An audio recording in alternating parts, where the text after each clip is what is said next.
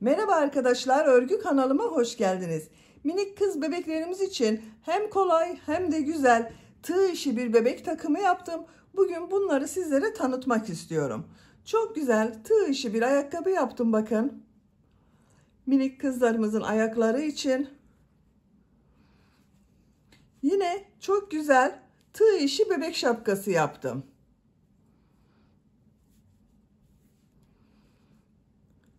Güzel tığ işi bir hırka yaptım bakın.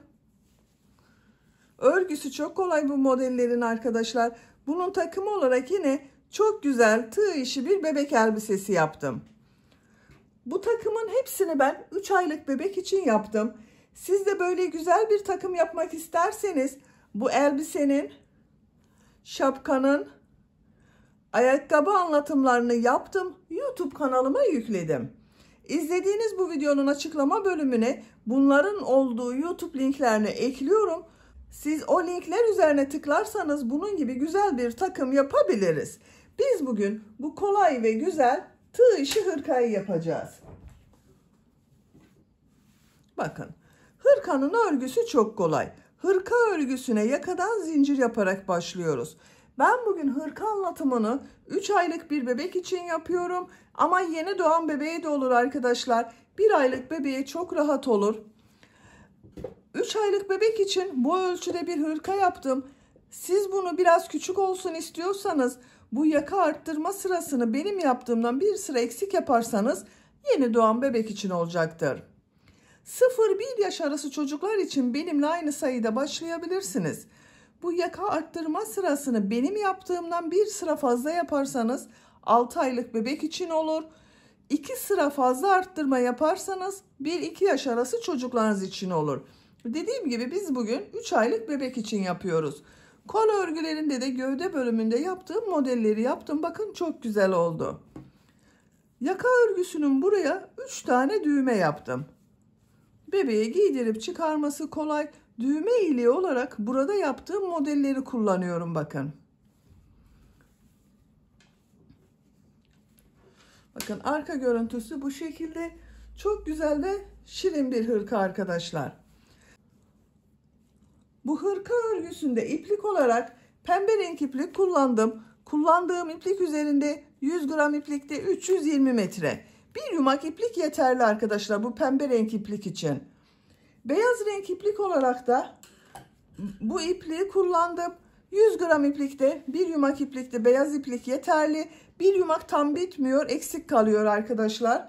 Ben bugün pembe ve beyaz renk iplik ile yaptım bu takımı. Siz tercihinize göre istediğiniz marka iplik ve renkleri kullanabilirsiniz.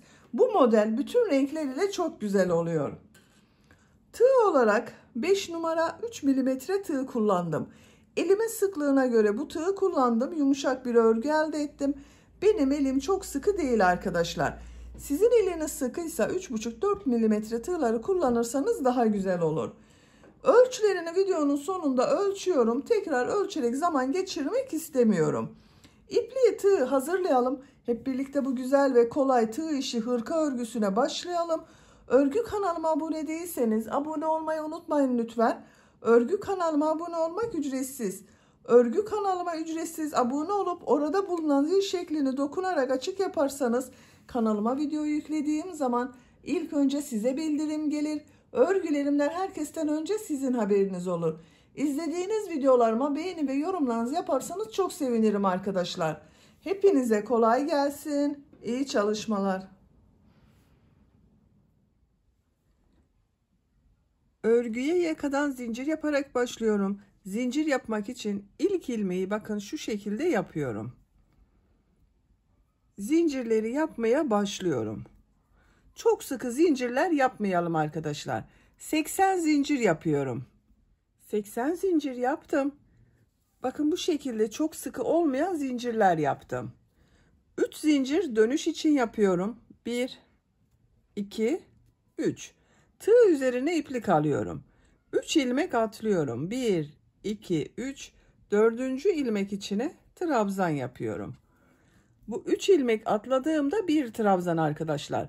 11 trabzan yapıyorum. Bakın bu zincirle birlikte 2 trabzan oldu. 11 trabzan yapıyorum. 3 4 5 6 7 8 9 10 11 trabzan yaptım. 2 zincir yapıyorum. Tığ üzerine iplik alıyorum. Bakın aynı ilmeği değil, yanında bulunan ilmeğe trabzan yapıyorum. Kol bölümü için 18 trabzan yapıyoruz.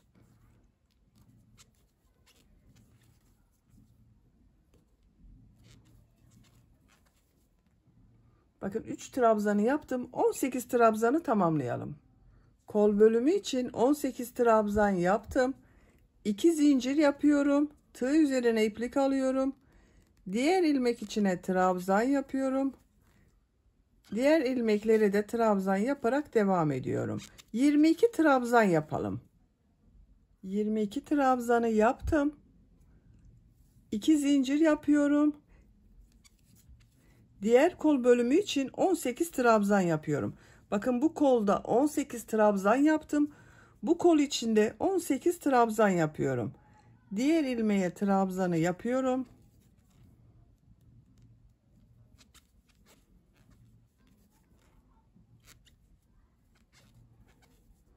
On 18 trabzanı yapalım. Diğer kol içinde 18 trabzanı yaptım. 2 zincir yapıyorum. Tığ üzerine iplik alıyorum. İlk ilmek üzerine trabzan yapıyorum. Buraya da 11 trabzan yapıyorum arkadaşlar. Bakın buraya 11 trabzan yaptım. Burayı da 11 trabzan yapıyorum. 1 2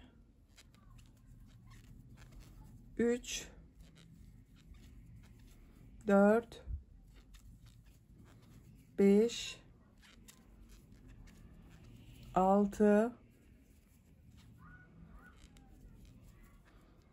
7 8 9 10 11 trabzan yaptım. Bakın arkadaşlar, bu sırada yaka ayrımlarını yaptım. Buralara 11 trabzan yaptım. Kol için 18 trabzan yaptım. Bunun ikisinin toplamı olan buraya da 22 trabzan yaptım. Siz bunu yeni doğan bebek için yapıyorsanız buraları 9 trabzan yapabilirsiniz. Bunun toplamı olarak burayı 18 trabzan yapabilirsiniz. Bu kol bölümlerini de 12-13 trabzan olarak yapabilirsiniz. Daha büyük çocuk için yapacaksanız da buraları kaç trabzan yaptıysanız buraya yaptığımız trabzanı 2 katı yapacaksınız arkadaşlar. 12 trabzan yaptıysanız burayı 24 trabzan, kol bölümünde 20-22 trabzan yapabilirsiniz. Şimdi ikinci sıradayız. Bir zincir yapıyorum, örgüyü çeviriyorum. İlk ilmek üzerine trabzan yapıyorum. Diğer ilmekleri de trabzan yaparak devam ediyorum. Bu arttırma yapacağımız 2 zincire kadar devam edelim. Arttırma yapacağım yere kadar bakın trabzanları yaptım. 11 trabzan yaptım buraya arkadaşlar. Tığ üzerine iplik alıyorum. Bu arttırma yerine bir trabzan, 2 zincir, bir trabzan yapıyorum.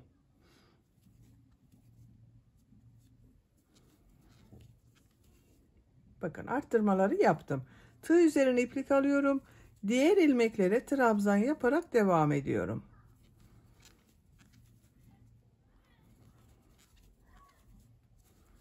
Arttırma yerine kadar devam edelim. Diğer arttırma yerine kadar trabzanları yaptım.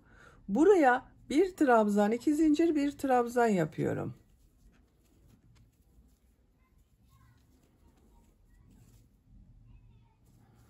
Diğer ilmekler üzerine trabzan yaparak devam ediyorum. Arttırma yerine kadar devam edelim. Diğer arttırma yerine kadar trabzanları yaptım. Buraya bir trabzan, 2 zincir, bir trabzan yapıyorum.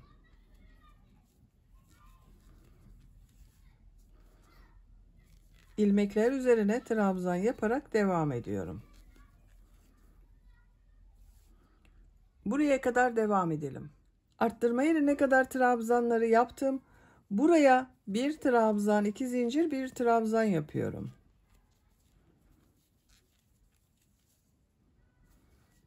Diğer ilmeklere trabzan yaparak devam ediyorum.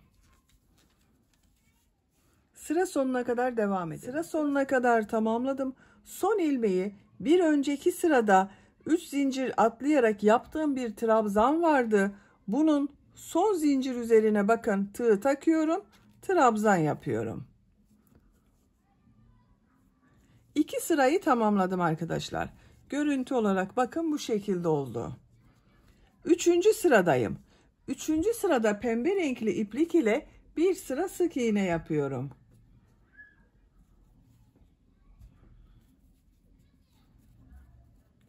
İlmek rengini pembe renkli yapıyorum.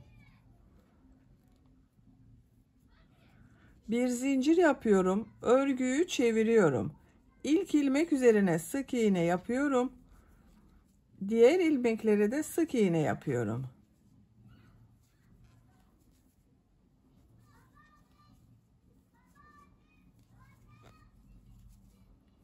Arttırma yerine kadar devam edelim. Arttırma yerine kadar bakın sık iğneyi yaptım.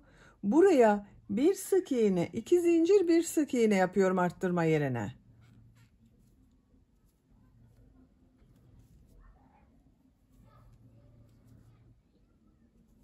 Diğer ilmeklere birer defa sık iğne yapıyorum. Diğer arttırma yerine kadar devam edelim. İlmekler üzerine sık iğne yaparak arttırma yerine kadar tamamladım. Arttırma yerine bir sık iğne, 2 zincir, bir sık iğne yapıyorum. Diğer ilmeklere birer defa sık iğne yapıyorum.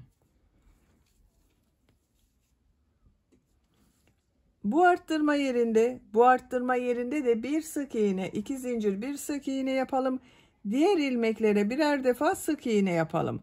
Sıra sonuna kadar tamamlayalım. Sıra sonuna kadar sık iğne yaparak tamamladım. Arttırma yerlerinde bir sık iğne, 2 zincir, bir sık iğne yaptım. Pembe renkli ipliği kesiyorum.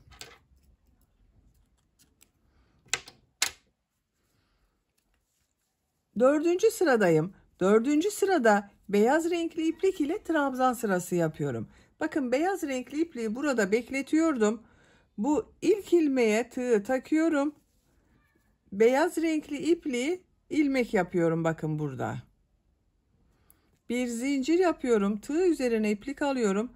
İlk ilmek üzerine trabzan yapıyorum. Diğer ilmeklere trabzan yaparak devam ediyorum. Trabzan sırası yapıyoruz. Arttırma yerine kadar devam edelim. Arttırma yerine kadar trabzanı yaptım. Bu arttırma zincirinin üzerine bir trabzan, 2 zincir, bir trabzan yapıyorum. Diğer ilmeklere birer defa trabzan yapıyorum. Bakın arkadaşlar. Arttırma yerlerinde bir trabzan, 2 zincir, bir trabzan yapalım. Diğer ilmeklere birer defa trabzan yapalım. Bu trabzan sırasını 2 sıra yapalım. Daha sonra tekrar pembe renkli sık iğne yapacağız arkadaşlar. 2 sıra beyaz trabzan sırasını tamamlayalım. 2 sıra trabzanı tamamladım arkadaşlar bakın. Bu arttırma yerlerinde yine bir trabzan, 2 zincir, bir trabzan yaptım. Pembe renk ile sık iğne yaptığım sıradayım. İlmek rengini pembe renkli yapıyorum. Bir zincir yapıyorum, örgüyü çeviriyorum. Bak beyaz ipliği burada bekletiyorum.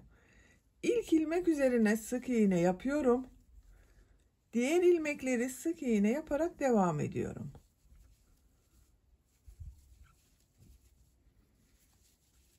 Arttırma yerine kadar devam edelim.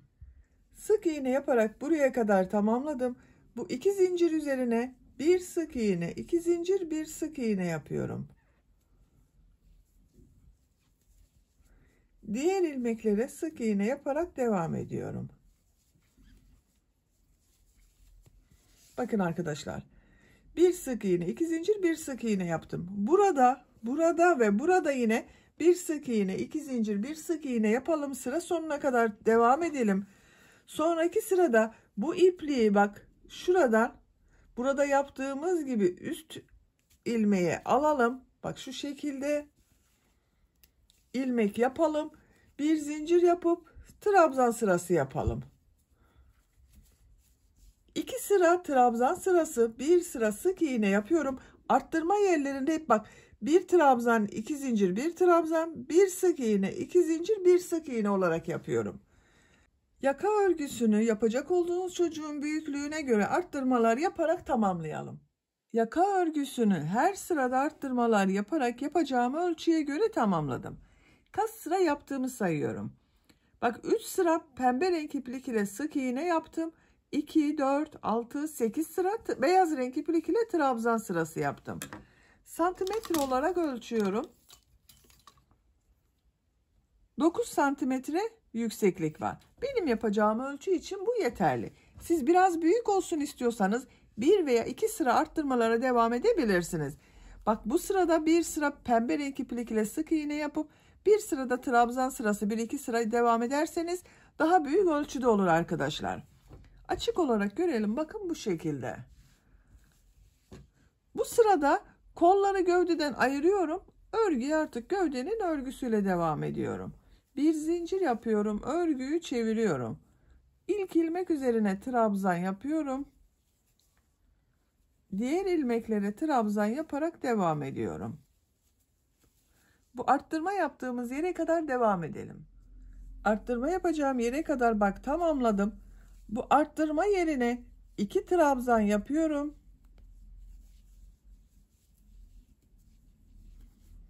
Bir zincir yapıyorum. Kolda bulunan bütün ilmekleri atlıyorum. Bu arttırma yerine 2 trabzan yapıyorum.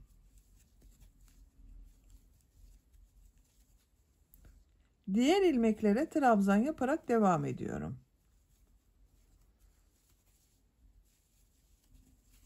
Bak, bir zincir ile ön ve arka bölümü burada birleştirdik arkadaşlar. Kol altının görüntüsü böyle. Buraya kadar devam edelim. Arttırma yapacağım yere kadar bak trabzanları tamamladım. Bu arttırma yerine yine 2 trabzan yapıyorum.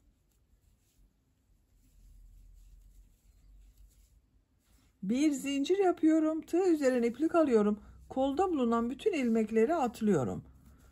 Bak bu arttırma yerine 2 trabzan yapıyorum. Diğer ilmeklere trabzan yaparak devam ediyorum.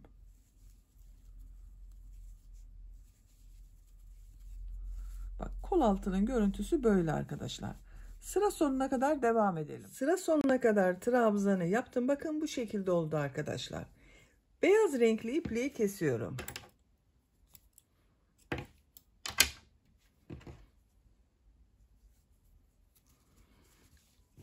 Bakın yaka örgüsünü bitirdik. Bu sırada ön ve arka bölümleri birleştirdik. Bakın kol bölümünü gövde bölümünden ayırdım. Artık örgüye gövde örgüsüyle devam edeceğiz. Bu sırada model yerleştirmeye başlıyorum. Pembe renkli bir iplik kullanıyorum. Bakın burada yaptığım pembe renkli ipliği kullanıyorum. Siz ne renk yaptıysanız. Dediğim gibi siz bunu rengarenkte yapabilirsiniz arkadaşlar. Bakın bu kenardan başlıyorum. İpliği burada bitirdim. Eğer sizin burada bittiyse arkadaşlar, bu yaka sırasını benden bir sıra fazla yaptıysanız burada bitmiştir. Bakın buradan ilmek başlıyorum. Pembe renk ile bir ilmek yapıyorum. Bu ilk bakın bir zincir yaptım. İlk ilmek üzerine bir trabzan yapıyorum. Tığ üzerine iplik alıyorum. Bir ilmek atlıyorum. Bu ilmeğe 3 trabzan, 2 zincir, 3 trabzan yapıyorum.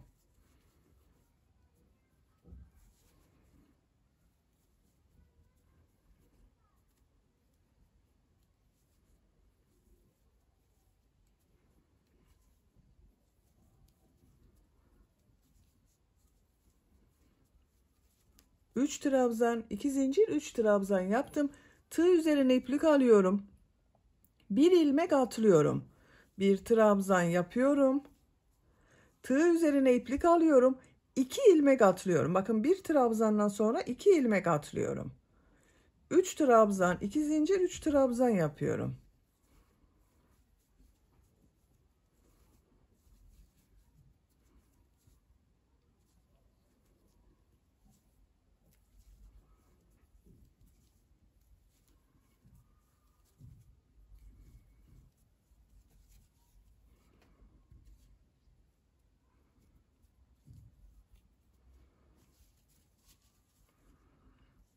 Bir ilmek atlıyorum. Bir trabzan yapıyorum. 2 ilmek atlıyorum. 3 trabzan, 2 zincir, 3 trabzan yapıyorum.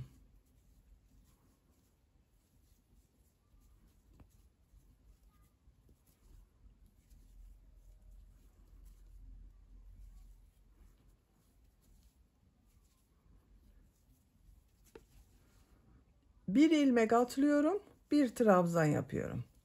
Bakın arkadaşlar, bu şekilde modelleri yerleştiriyoruz. Modelden sonra bir ilmek atlıyorum. Bir trabzan yapıyorum. Bu bir trabzandan sonra 2 ilmek atlıyorum. 3 trabzan, 2 zincir, 3 trabzan yapıyorum. Sıra sonuna kadar devam edelim. Sıra sonuna kadar modelleri yaptım. Sıra sonunda 2 ilmek var. Bir ilmek atlıyorum. Son ilmek üzerine bir trabzan yapıyorum. Bakın modelleri yerleştirdim. Sıra başında da bir trabzan yaptım. Bir ilmek atladım. Bakın 3 trabzan, 2 zincir, 3 trabzan olan modeli yaptım. Model yerleştirmesini yaptım arkadaşlar. Modelin denk gelmesi için bakın sadece burada.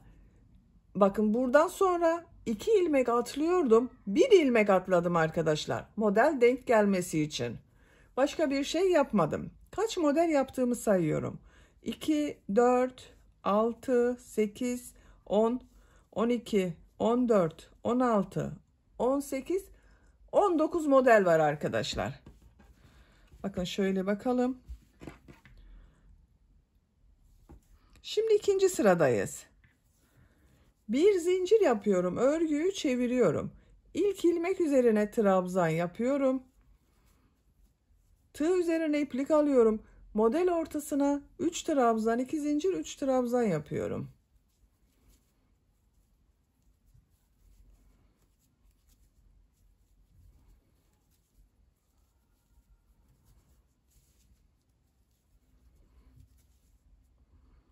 Bakın bu bir trabzan yaptım. Bu trabzanı. Bakın örgünün düz tarafı burası arkadaşlar.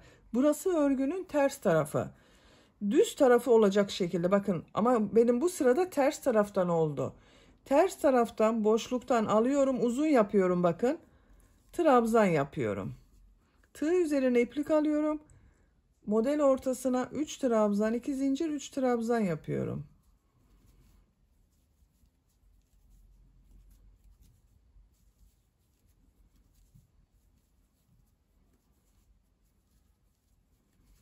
Üç trabzan, 2 zincir, 3 trabzan yaptım. Bakın tığ üzerine iplik alıyorum. Bu bir trabzanı ters taraftan boşluktan alıyorum. Trabzan yapıyorum. Uzun yapıyorum. Bakın kısa yapmıyorum bunu. Tekrar model ortasına 3 trabzan, 2 zincir, 3 trabzan yapıyorum.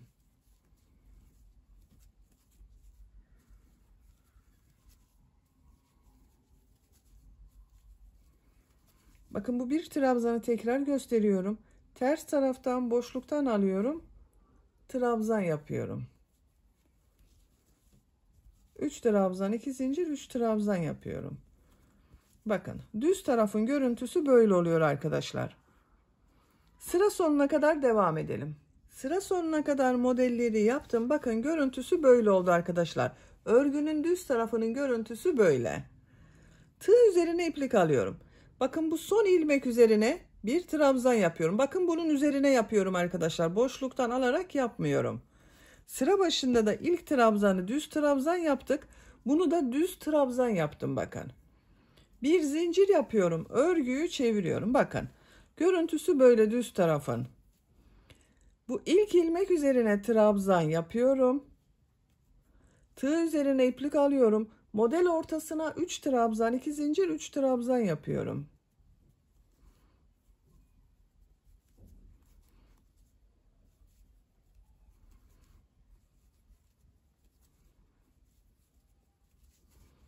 Bu bir trabzanı bakın bu sırada düz taraftan alarak boşluktan yapıyorum arkadaşlar.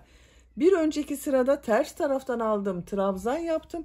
Bu sırada bakın düz tarafta görünüyor. Düz taraftan boşluktan alarak trabzan yapıyorum. Bu tek trabzanları nasıl görüyorsak o şekilde boşluktan alarak yapıyoruz. Model ortasına 3 trabzan, 2 zincir, 3 trabzan yapıyorum.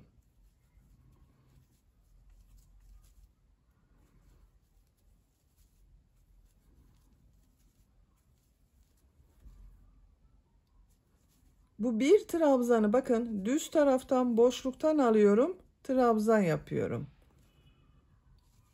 Model ortasına 3 trabzan, 2 zincir, 3 trabzan yapıyorum. Bakın görüntüsü böyle. Sıra sonuna kadar devam edelim. Sıra sonuna kadar yaptım. Tığ üzerine iplik alıyorum. Bakın son trabzan üzerine bir trabzan yapıyorum. Bunun üzerine yaptım. Boşluktan almadım. Bakın bunları boşluktan alarak trabzan yaptım. Bu son ve ilk trabzanları üzerine yapıyoruz. Bir zincir yapıyorum. Örgüyü çeviriyorum. İlk ilmek üzerine trabzan yapıyorum. Model ortasına 3 trabzan, 2 zincir, 3 trabzan yapıyorum.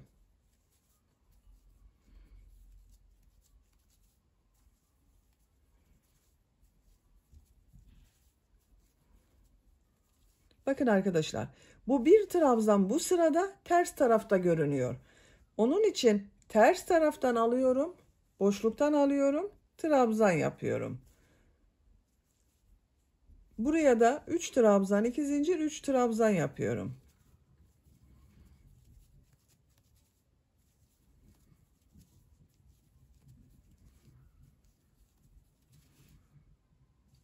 Bakın bu bir trabzanı ters taraftan boşluktan alıyorum, trabzan yapıyorum.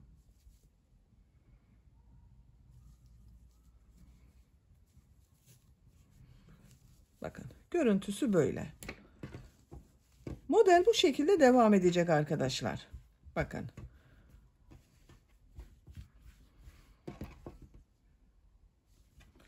Gövde örgüsünü yapacak olduğunuz çocuğun büyüklüğüne ve tercihinize göre model sırasını tekrarlayarak tamamlayalım. Gövde örgüsünü 16 model sırası yaptım. 1, 2, 3, 4, 5, 6, 7, 8, 9, 10, 11, 12, 13, 14, 15, 16. Son 2 sırayı beyaz renkli yaptım bakın arkadaşlar. Aynı sayıda beyaz renkli iplik ile yaptım. Son sırayı yapıyorum. Son sırada farklı bir model yapıyorum. Bakın en son beyaz renkli iplik ile bitirdim. İpliği kestim. Buradan pembe renk iplik ile ilmek yapıyorum. Bir zincir yaptım. Aynı ilmeğe sık iğne yapıyorum. Tığ üzerine iplik alıyorum. Bakın buraya 8 trabzan yapıyorum. 1 2 3 4 5 6 7 8 bir zincir yapıyorum. Bu bir trabzan yaptığım ilmeğe bir sık iğne yapıyorum. Bir zincir yapıyorum. Tığ üzerine iplik alıyorum. Diğer model ortasına 8 trabzan yapıyorum.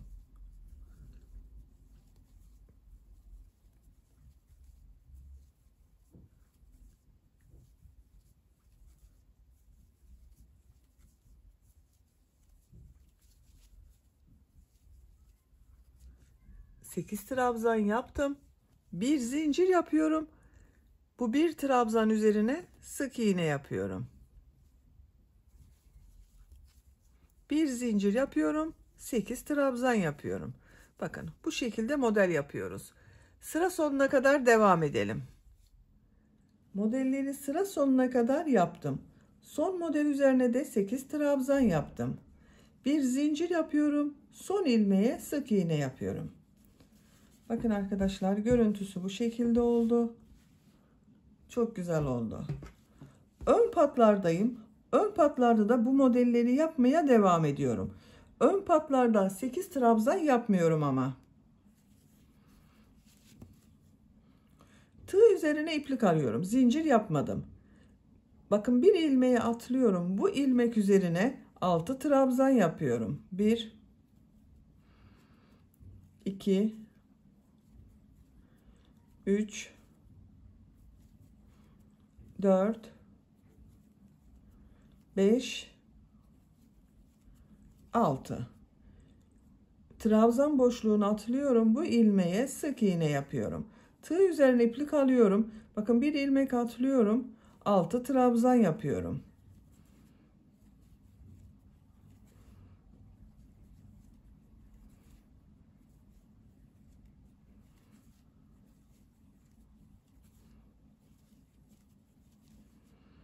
Bir ilmek atlıyorum. Sık iğne yapıyorum. Modelleri yapmaya devam ediyorum. Sıra sonuna kadar devam edelim. Yaka başlangıcına kadar modelleri yaptım. Yaka başlangıcında bakın sık iğne yaptım. Yakanın çevresinde de pıtırcık modelleri yapıyorum arkadaşlar. Bakın ilk ilmeğe bir sık iğne, 2 zincir, bir sık iğne yapıyorum. Bir ilmek atlıyorum. Bir sık iğne, 2 zincir, bir sık iğne yapıyorum. Bir ilmek atlıyorum. Bir sık iğne, 2 zincir, bir sık iğne yapıyorum. Bakın bu şekilde pıtırcıklar oluyor. Ayrıca bir düğme iliği yapmadım. Bakın bu modellerin burada bulunan boşlukları düğme iliği olarak kullanacağız arkadaşlar. Yaka çevresinde pıtırcık modelleri yaparak buraya kadar devam edelim. Yaka çevresinde pıtırcık modeli yaparak diğer tarafa kadar tamamladım. Bakın görüntüsü bu şekilde oldu. Bu ön patta da burada yaptığım modelleri yapıyorum. En son ilmeğe sık iğne yaptım. Tığ üzerine iplik alıyorum. 6 trabzan yapıyorum.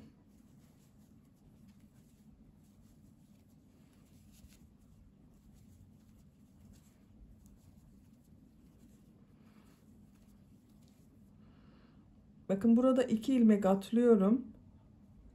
Sık iğne yapıyorum. 6 trabzan yapıyorum.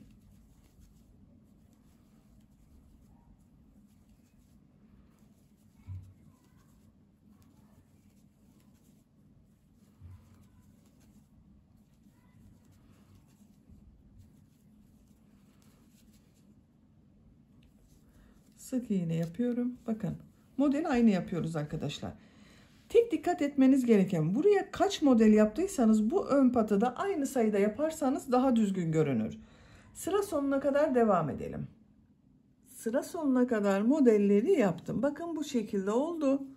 Son yaptığım modeli bu ilk yaptığım ilmek ile ilmek kaydırma yaparak sırayı birleştiriyorum.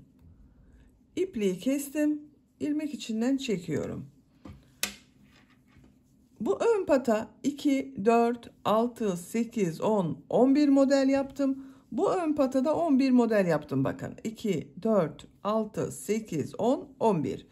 Düğmelerini de diktim ben arkadaşlar. Bakın bu şekilde oldu. Düğme iliği olarak burada yaptığım modelleri kullanıyorum. Bakın.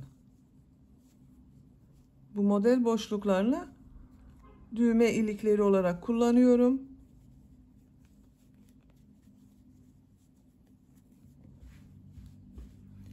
Gövde bölümünü bitirdim. Şimdi kol örgüsünü yapalım. Kol örgüsünde bakın kol ayrımı yaptığım sırada bir sıra trabzan sırası yaptım. Beyaz renk iplik ile o sırayı yapıyorum. Beyaz renkli iplik ile başlıyorum. Kol altından ipliği bağlıyorum.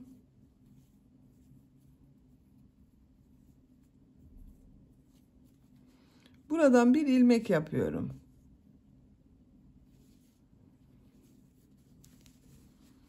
Tığ üzerine iplik alıyorum.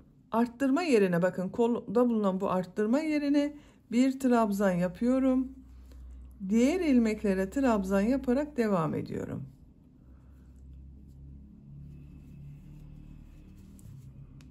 Sıra sonuna kadar devam edelim. Sıra sonuna kadar trabzanları yaptım. Arttırma yerine bir trabzan yapıyorum. Sıra başında da bakın arttırma yerine bir trabzan yaptım. Sıra sonunda da bir trabzan yaptım. Kol altındaki ilmek ile ilmek kaydırma yaparak sırayı birleştiriyorum. İpliği kesiyorum.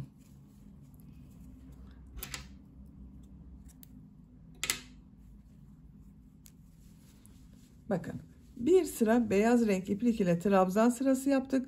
Burada yaptığım trabzan sırasının devamı oldu. Şimdi model sırasındayım. Pembe renkli iplik ile model yerleştiriyorum. Bu gövde bölümünde yaptığımız modelleri yapıyorum.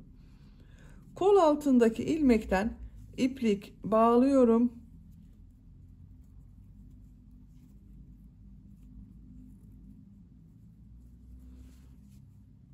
Buradan bir ilmek yapıyorum.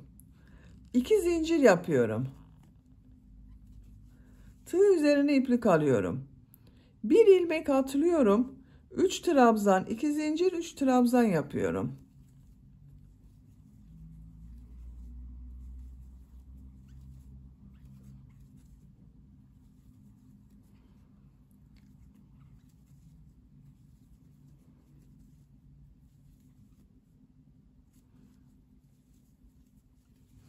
Aynı ilmeğe 3 trabzan, 2 zincir, 3 trabzan yaptım. 2 ilmek atlıyorum. 1 trabzan yapıyorum. 1 ilmek atlıyorum. 3 trabzan, 2 zincir, 3 trabzan yapıyorum.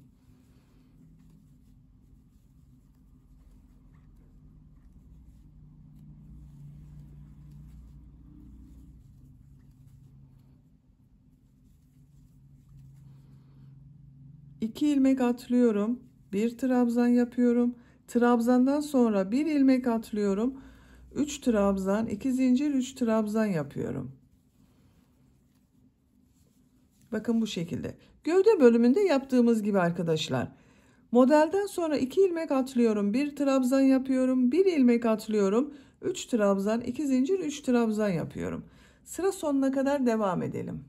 Sıra sonuna kadar modelleri yaptım. Son modelden sonra bakın burada 2 ilmek kaldı. Bir ilmek şurada fazladan atladım arkadaşlar. Trabzandan sonra bir ilmek atlıyordum. Modelin denk gelmesi için bakın burada sadece burada 2 ilmek atladım. Sıra başında yaptığım 2 zincir var. Bu 2 zincirli boşluğa ilmek kaydırma yaparak sırayı birleştiriyorum. Kaç model yaptığımı sayıyorum. 2, 4, 6, 8. Kol örgüsünde 8 model oldu. 2 zincir yapıyorum. Örgüyü çeviriyorum. Örgüyü çevirerek örüyorum arkadaşlar. Bu gövde bölümündeki model ile farklı olmasın diye çevirerek örüyorum. Tığ üzerine iplik alıyorum. Bu 2 zincirli boşluğa 3 trabzan, 2 zincir, 3 trabzan yapıyorum.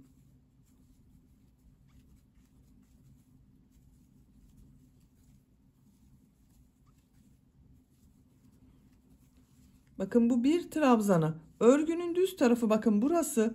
Onun için ters taraftan boşluktan alıyorum. Trabzan yapıyorum. Model ortasına 3 trabzan, 2 zincir, 3 trabzan yapıyorum.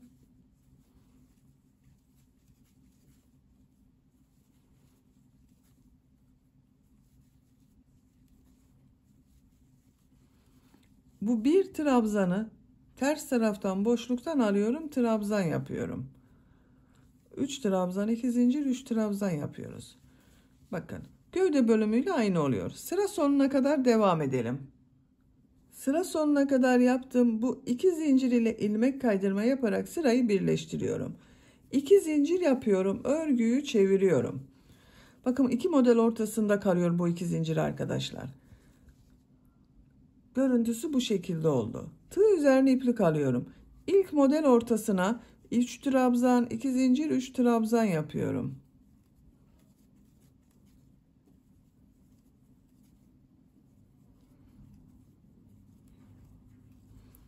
Bir trabzanı boşluktan alıyorum. Trabzan yapıyorum. Bakın düz taraftan yaptım. 3 trabzan, 2 zincir, 3 trabzan yapıyorum.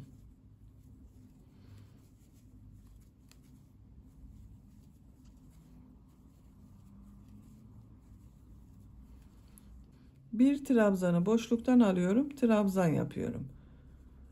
Model yapıyorum. Bakın bu şekilde. Sıra sonuna kadar devam edelim. İlmek kaydırma yapalım. Birleştirelim. Örgüyü çevirelim, modelleri yapmaya devam edelim. Dediğim gibi siz çevirmeden de örgüye devam edebilirsiniz. Ama o zaman arkadaşlar kol örgüsü ile gövde örgüsü modeli arasında görüntü farklı oluyor. Ben farklı olmasın diye çevirerek örmeyi tercih ediyorum. Kolun örgüsünü yapacak olduğunuz çocuğun büyüklüğüne ve tercihinize göre model sırasını tekrarlayarak tamamlayalım. Kol örgüsünü 15 model sırası yaptım. 1, 2, 3, 4, 5, 6, 7, 8, 9, 10, 11, 12, 13, 14, 15, 16. sırada bu uç bölümde yaptığımız modelleri yaptım arkadaşlar. 13 sıra pembe renk iplik ile yaptım. 14 ve 15. sırayı beyaz renk iplik ile yaptım. Bakın diğer kol örgüsünü uç bölüme kadar yaptım. 2, 4, 6, 8, 10, 12, 13 sıra pembe, 2 sıra beyaz renkli iplik ile yaptım. İpliği burada kesiyorum. İlmek kaydırma yaparak birleştirdim.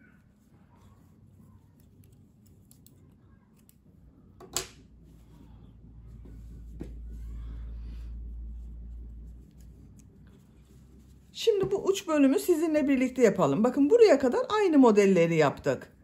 Pembe renk ipliği burada beklettim.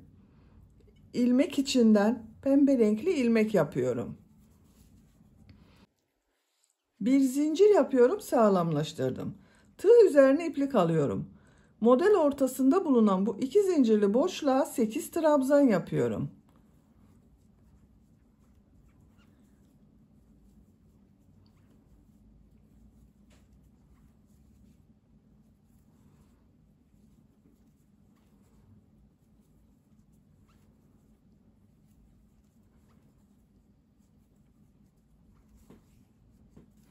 Sekiz trabzan yaptım. Zincir yapmıyorum. Zincir yapmadan bu trabzan üzerindeki ilmeğe sık iğne yapıyorum. Tığ üzerine iplik alıyorum. Model ortasına 8 trabzan yapıyorum.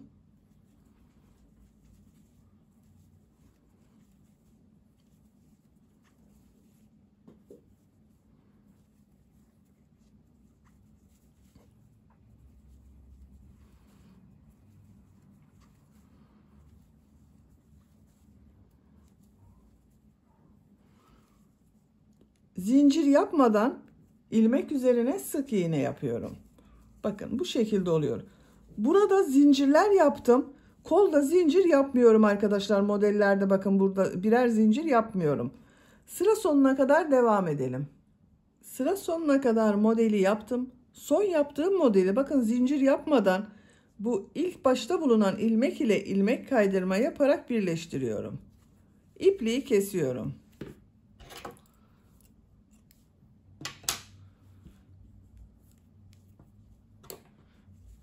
Bakın kol ucunun görüntüsü de bu şekilde oldu. Kol örgüsü de çok güzel oldu bakın. Böylece hırka örgüsünü bitirmiş oldum. Siz de diğer kol örgüsünü, bu kol örgüsünü başladığımız gibi başlayıp aynı şekilde yapabilirsiniz. Bakın arkadaşlar. Çok şirin bir hırka yaptık. Düğmelerini de takıyorum. Burada yaptığım modelleri düğme ili olarak kullanıyorum.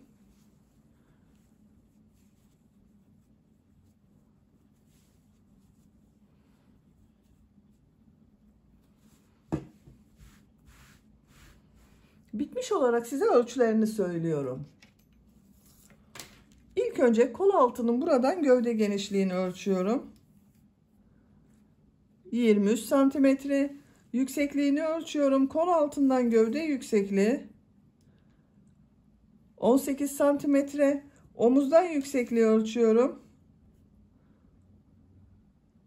30 santimetre yükseklik var. Kol yüksekliğini ölçüyorum. 16 santimetre kol yüksekliği var. 3 aylık bebek için yaptığım çok güzel bir ölçü oldu. Sizin bebeğinizin kilosuna göre küçük de gelebilir, büyük de gelebilir arkadaşlar. Beni dinlediğiniz ve izlediğiniz için hepinize çok teşekkür ederim. Örgü kanalıma abone değilseniz abone olmayı unutmayın lütfen. Örgü kanalıma abone olmak ücretsiz. Örgü kanalıma ücretsiz abone olup orada bulunan zil şeklini dokunarak açık yaparsanız kanalıma video yüklediğim zaman ilk önce size bildirim gelir. Örgülerimden herkesten önce sizin haberiniz olur. İzlediğiniz videolarıma beğeni ve yorumlarınızı yaparsanız çok sevinirim arkadaşlar. Sizlerle yeni örgülerde görüşmek dileğiyle. Hoşça kalın, sevgiyle kalın.